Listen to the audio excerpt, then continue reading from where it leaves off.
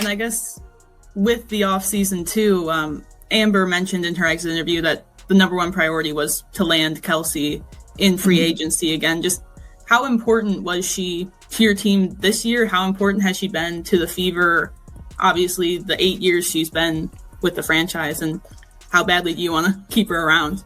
I mean, yeah, she was the number one priority a year ago, and she's the number one priority this year. Stephanie White just revealed something significant. The top priority is Kelsey Mitchell. Not the rookie record-breaking talent, not the player who packed arenas nationwide. Kelsey Mitchell. And while she's an incredible player, an 8-year veteran and a true scorer, what's being overlooked is the difference between maintaining a star and building a franchise around one. One keeps you competitive.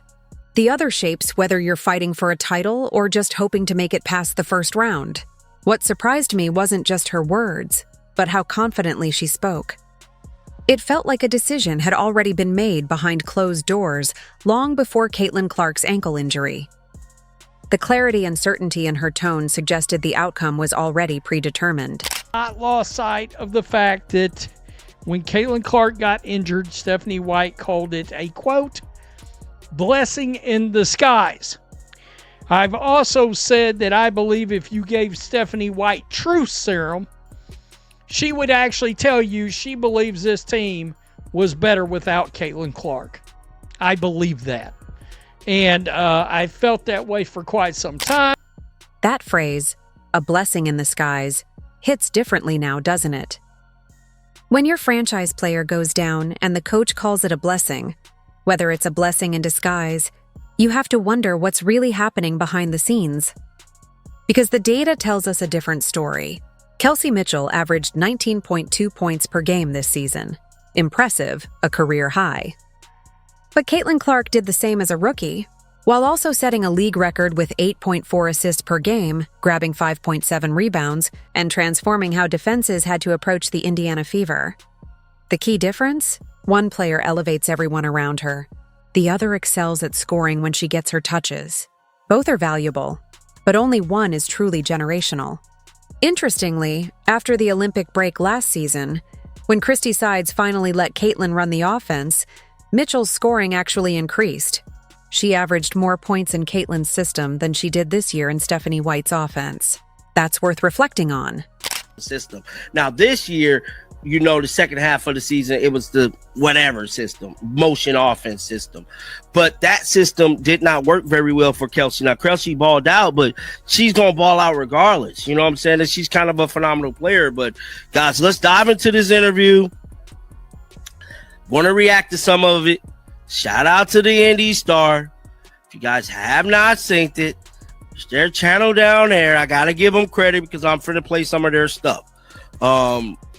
I find this to be by far a scripted interview, but Listen carefully to how she's choosing her words here, focusing on building around her, not both stars, not a big three, but a singular defining talent.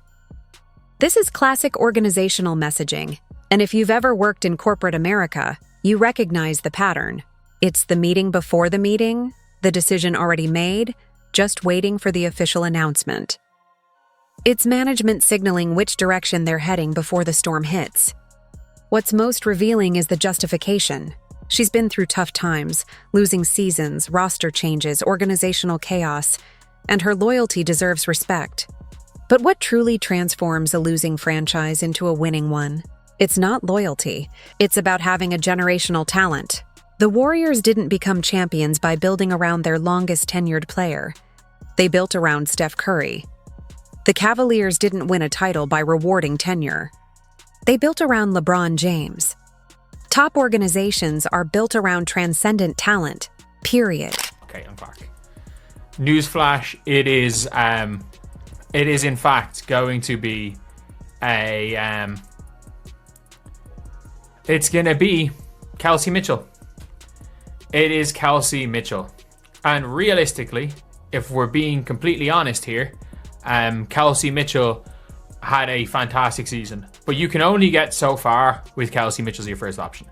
You can beat a iffy Atlanta Dream team. You can run a very weak Aces team. Now, here's where it gets really revealing. This isn't just one person's opinion anymore. Multiple analysts, former players, and basketball experts are all recognizing the same pattern. When so many independent voices reach the same conclusion, it's no longer speculation. It's observable reality. There's a clear ceiling with Kelsey Mitchell as your primary option.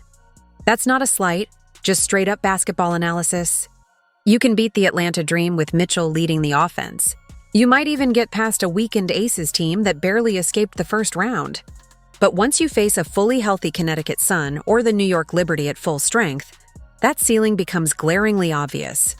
What should scare Indiana Fever fans is that Stephanie White, with decades of coaching experience, understands this. She knows offensive systems, player archetypes, and what it takes to build a championship team.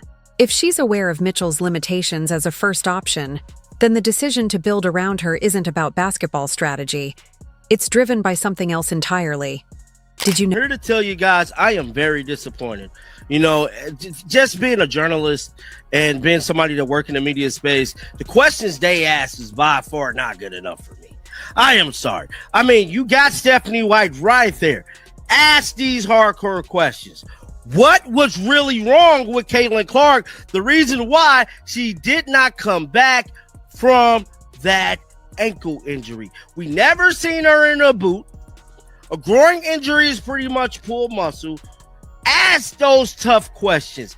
Ask her, do you believe had Caitlin Clark returned, y'all could have had a chance to go far? Now, granted, she might not have answered that one, but it wouldn't have hurt to ask. Did you notice that? The questions no one is asking. What was really wrong with Caitlin Clark? Why did we never see her in a boot for her ankle injury? Why did a groin injury suddenly disappear overnight only to be replaced by an ankle issue? This is where the story stops being about basketball strategy and starts revealing organizational dysfunction. In professional sports, transparency is crucial. Fans invest emotionally, financially, and mentally into these teams. When injury reports don't add up, when timelines keep shifting and explanations conflict, it's not just poor communication. It's a major red flag for deeper issues. Compare this to how other organizations handle star player injuries.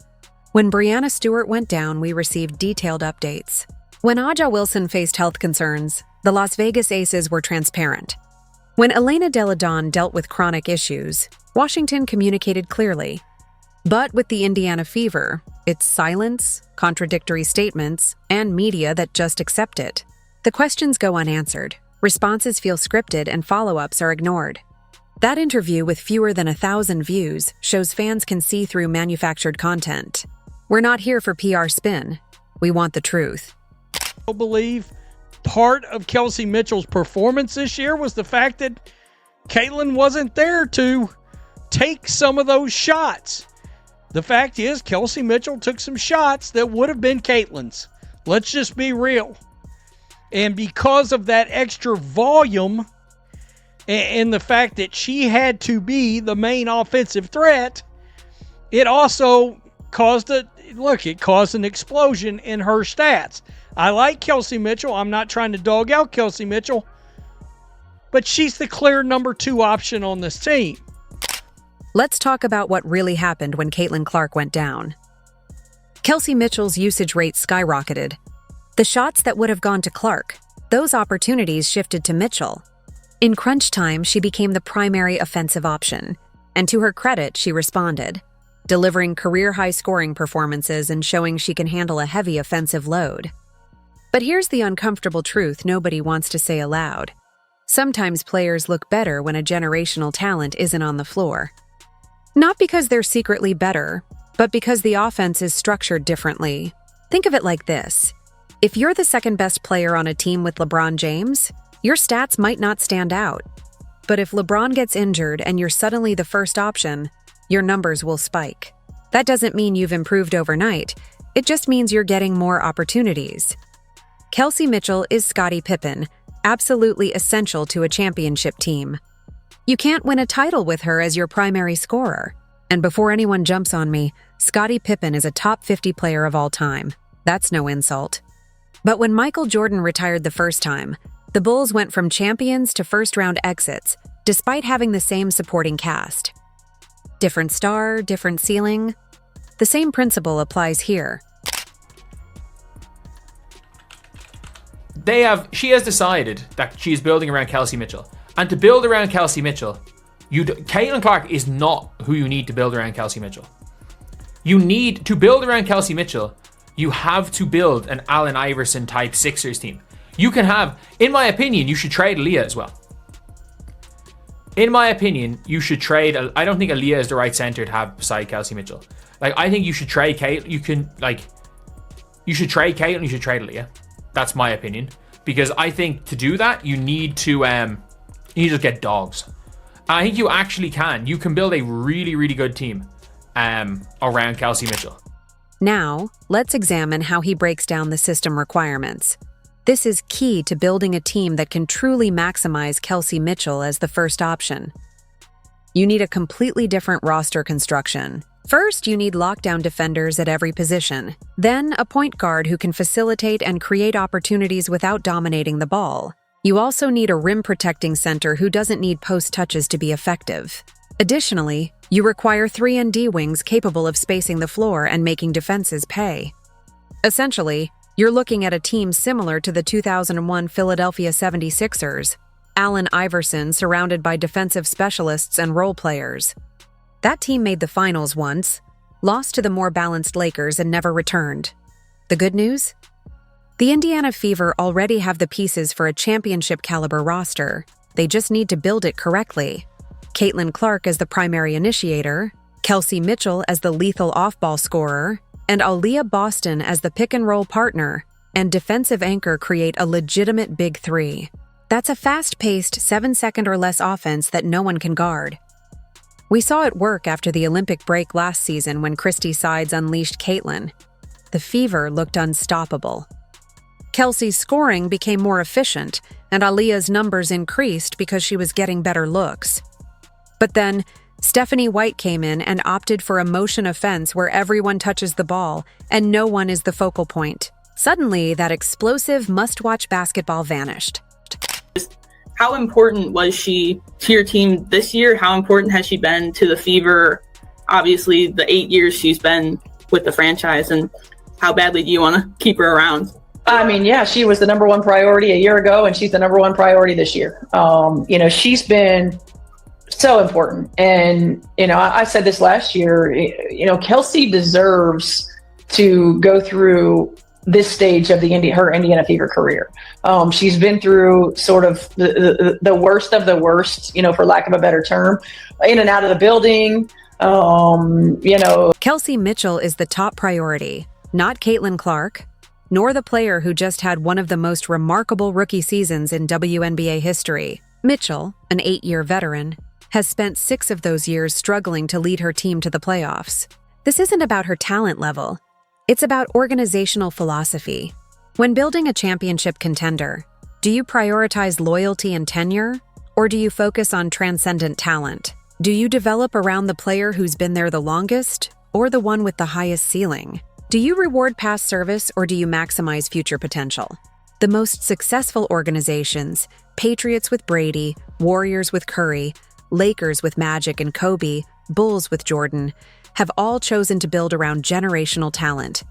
They surrounded that talent with complementary pieces, rather than confusing loyalty with strategy. Adding to the complexity, Kelsey Mitchell is a free agent and has leverage. She can demand maximum money and threaten to leave if her demands aren't met. Meanwhile, Caitlin Clark remains under contract for 2 more years, with no leverage at all. From a negotiation standpoint, Stephanie White emphasizing Kelsey's importance makes sense. She needs to keep her free agent happy. But from a basketball and championship building perspective, this could be considered organizational malpractice. It's a strategic mistake to prioritize loyalty over maximizing the team's talent and potential for sustained success. Neglecting that approach risks undermining the team's chances at a championship. That's Stephanie White is... I'm telling you right now, I believe Stephanie White believes Kelsey Mitchell's the best player on this team. That's on a team that's got Caitlin Clark on the team, on the roster. After watching what Caitlin Clark did as a rookie, Everybody's went nuts for Kelsey Mitchell's. The praise and admiration for the coach, being called a master communicator and a genius at X's and O's, should have earned him Coach of the Year. All of this came after a season where the team's best player mysteriously couldn't stay healthy. The offense stagnated, and they were eliminated in the second round. This highlights what happens when organizations become insular, when the front office, coaching staff, and PR team all align with a single narrative. It creates an echo chamber where everyone reinforces each other's success, and anyone questioning the status quo is dismissed as a hater. Championship organizations, however, thrive on internal debate. They challenge assumptions, ask tough questions. Is this our best lineup? Are we maximizing our top players' talents? The Indiana Fever, it seems, aren't engaging in these critical evaluations. Or if they are, they're avoiding uncomfortable truths and instead changing the questions rather than confronting the real issues. That kind of insularity can prevent growth and ultimately hinder championship success. And you're building around what she believes Kelsey's strengths are. Caitlin Clark's not good enough to play. Is not good enough to play as an off-the-ball player watching Kelsey Mitchell. She's not. She's not a good enough. She doesn't move well enough off the ball. She's not I don't think Caitlin's a bad on-ball defender. I think she's 50 percentile, but she's not a good enough on-ball defender. She's not good enough as an off-the-ball cutter. She's not good enough as an off-the-ball relocator. She's not good enough standing in the corner.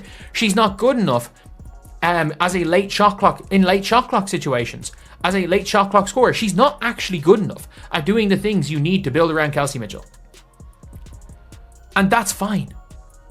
I don't understand why people always talk about this like it's like the end of the world and saying that maybe these pieces don't fit. I think there's a world where they do fit, but the world where they fit is where Kelsey Mitchell is a finisher. Kelsey Mitchell, her job is to finish plays. Her job is to make cuts, and with 5 seconds to go in the offense, go ISO. There's a world where it works, but that world does not work in Stephanie White's motion offense. It doesn't. A Kelsey Mitchell-led team in a motion offense or the offense of Steph White. This is the critical breaking point, the moment where everything becomes clear.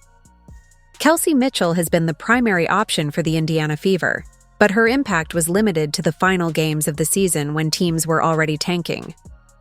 The team's record, sub-500 first-round playoff exits, a 5-win season, speaks volumes.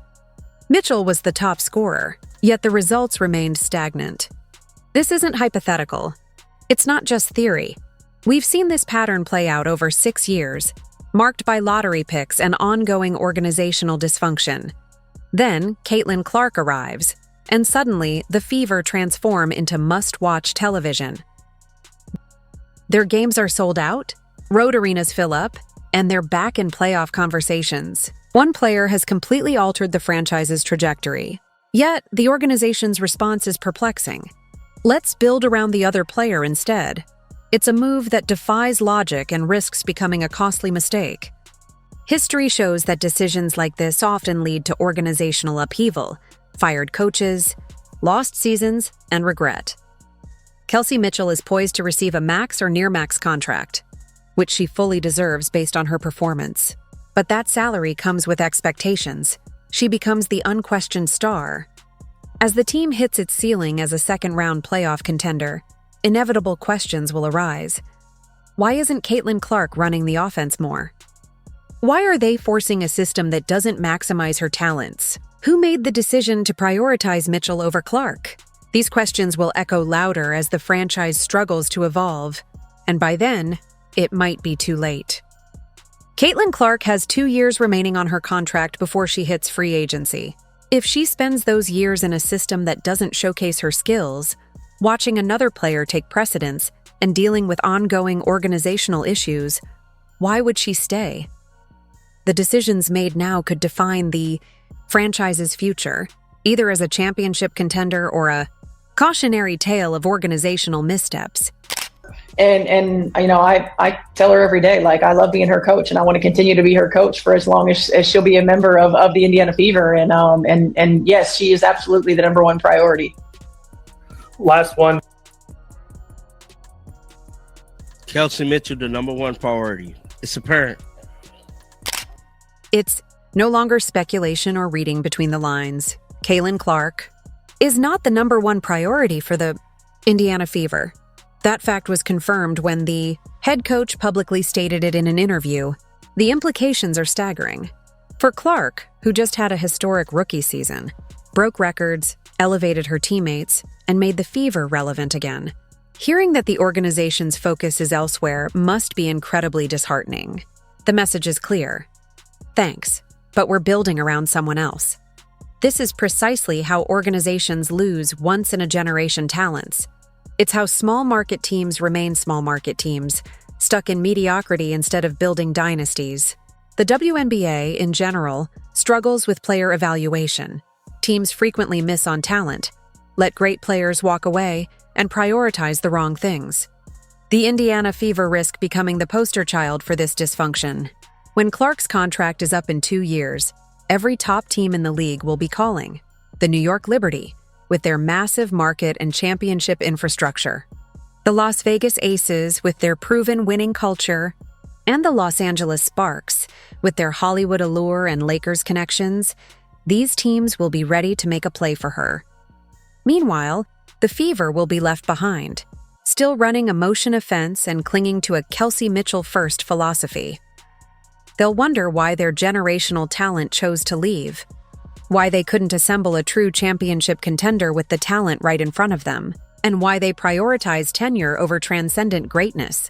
The choices made now could define the franchise's future, either as a team that recognizes and capitalizes on its stars, or as a cautionary tale of missed opportunity. All right, that's all there is to it. She's Scotty to Michael. She's Edelman to Brady. Okay? I mean, you know, if you want it, maybe Gronk, but not Brady.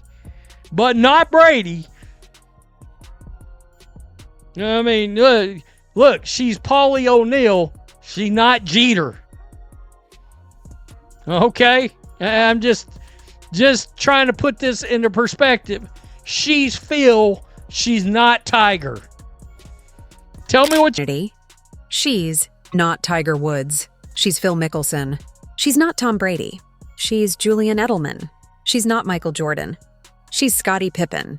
These comparisons aren't insults. They're precise reflections of player archetypes and how championship teams are built. Each of these athletes embodies a different role, a different path to greatness. And the tragedy is that all of this could work for Kelsey Mitchell. She's a star, a foundational piece, but if she's forced into a role that doesn't maximize her talents, or if the team's structure doesn't evolve to support her, it's a missed opportunity. Mitchell has the skills to be a key contributor, but only if she's valued correctly and placed in a system that allows her to thrive. The potential is there. What matters now is how the organization chooses to build around her.